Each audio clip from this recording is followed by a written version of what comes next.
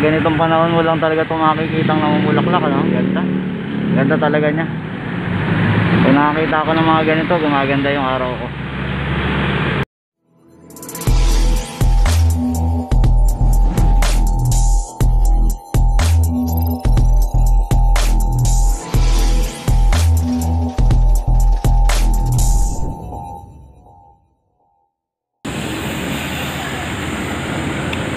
Napakaganda talaga niya sa malapitan, ano? Ganda. Mahilig naman talaga ako sa halaman, sa bulaklak, kaya ito, napakaganda niya. Panahon niya talaga ngayon ang pamumulaklak niya. At ang pangalan po nito ay Fire Tree. Minsan, no, sa buhay natin, no, minsan malinaw ang tubig, pero minsan nagiging malabo. Ganon din yung buhay. Minsan meron ka, minsan mawawalan ka, minsan may kaibigan ka, minsan mawawalan ka ng kaibigan. Ganun no, tumatak. Pero dapat kagaya ng ilog, mawala man silang lahat, mawala man sa atin ng kung ano meron sa atin o meron tayo, dapat tuloy-tuloy lang ang agos ng buhay. Gaya ng ilog na to, tuloy-tuloy lang ang kanyang pag-agos. Lagi kong sinisilip to tuwing araw-araw, kasama na nung mga gabi na to. Yung mga gabi na to natutumba, pero bumabangon pagkatapos ng malakas na agos. Yung kagaya niyan, tumba siya ngayon, sa susunod na mga araw tatayo siyang muli. Ito yung abilidad ng mga gabi na to.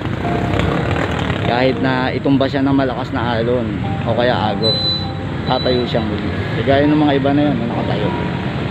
Hindi lahat ng laban ay may tumba. Madalas may pagtayo rin naman, may panalo kumbaga. Ang tanong, kailangan nating ipanalo lang talaga yung laban natin sa buhay habang nandito tayo sa ibabaw ng mundo. Ang araw ngayon ay 5 June 2025, araw ng Huwebes. Yan. Kahapon malabo siya, pero ngayon mas malabo pa. Grabe, no? Ganun talaga, no? Minsan akala mo palinaw na ang buhay, pero minsan mas palabo pa. Pero dapat, gaya ng ilog na to, gaya ng sinabi ko kahapon, dapat tuloy-tuloy din ang agos ng buhay. Huwag tayo papatalo sa mga problema. Kahit gaano pa kalabo ang problema ang dumarating, labanan lang natin. Ang araw ngayon ay 7 June 2025, araw na ng Sabado. Ayan, nakaraan napakalabo ng ilog, ngayon malabo pa rin talaga. Gaya nga ng sinabi ko sa inyo, minsan kahit anong gawin pilit mo sa buhay, napalinawin yung serya ng buhay mo, ganito talaga, lalong lumalabo. At yung mga gabi, kahit anong gawin nilang pagtayo ko minsan, idadapa ka talaga ng kalikasan. Tumapa na yung mga gabi dahil sa lakas ng ulan kahapon. Tapa na talaga siya, tapa na rin yung doon, diba? Ngayon sa buhay talaga, antayin na lang natin yung tamang pagbangon natin. At kailan kaya yun? Tanging panahon din ang makakapagsabi kung kailan tayo makakabangon. Talagang dapa ngayon yung mga gabi. Halimbawa ako sa kanya lagi yung buhay ko, umaangat, bumabagsak. Ngayon bagsak talaga, pati nga wifi namin putol eh. Kaya ganun, hindi nakapag-upload ng coin collection kagabi dahil putulan na kami ng wifi. Ganun talaga, sabi ng iba magaganda lang ang binablog ng mga vlogger. Ako po hindi.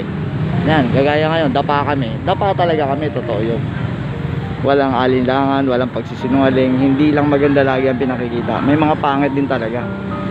Ang tanong, hanggang kailan ba natin lalabanan yung mga pangit na yan? Kailan ba talaga tayo tatayo? Dapat muli, gaya ng ilog na to, patuloy pa rin sa pag-agos. Ganon, patuloy pa rin tayo dapat umagos. Laban lang. Ang nakikita nyo po ngayon ay yung mga gabi. Gabi sa ilog ng loob ng Tower Bill. Yan po siya. Nakakatuwa rito sa mga gabi na to. Nakakatuwa siya, bakit? Nakatayo na naman siya. Patatapos lang ng malakas na ulan at paglipas ng 4 na araw, nakatayo na siya. Dahil nung nakaraan sa lakas ng ulan, sa lakas ng agos, nagsitumba lahat yan. Pero ngayon, nakatayo na naman siya. Ganda. Ganda talaga niya. Parang sa buhay din ng tao. Kahit anong pagsubok, problema, dapat nilalabanan natin. Nadadapa tayo, dapat tumatayo tayo. Kagaya ng mga gating ito. Nakatayo na naman sila. Nakarang ilang araw lang, tumban-tumba itong mga to. Halos humihiga ang mga daon sa tubig. Pero ngayon, nakatayo na siyang muli. At gaya nga ng mga nalagas na bulaklak ng fire tree, ganun talaga, no? Minsan mayabong ka, darating ang araw, malalagas kita. Pag-ikot ng taon, yayabong ka muli. Ganun talaga, no? Parang buhay ng tao, yung buhay ng puno. Ilang araw na lang o kaya linggo, mawawala na yung mga bulaklak na ito. Ito na siguro yung huling shots ko ng puno na to dito sa kahabaan ng St. Joseph Avenue Road, papuntang Tala, Caloocan. Gumaganda, pumapangit, kaya ganun talaga, dapat patuloy lang na lumaban sa ating buhay o sa magiging buhay sa ngayon o sa hinaharap. Siguro pinapagpasa Diyos na lang natin yung mga bagay-bagay gaya na itong rainbow na to. Minsan nagdadalawa pala yung rainbow at birang-bihira natin makikita yung dalawang rainbow. Pasensya na kayo, medyo late shot na to, pawala na isang rainbow, pero kahanga-hanga, no? Nagdadalawa pala yung rainbow.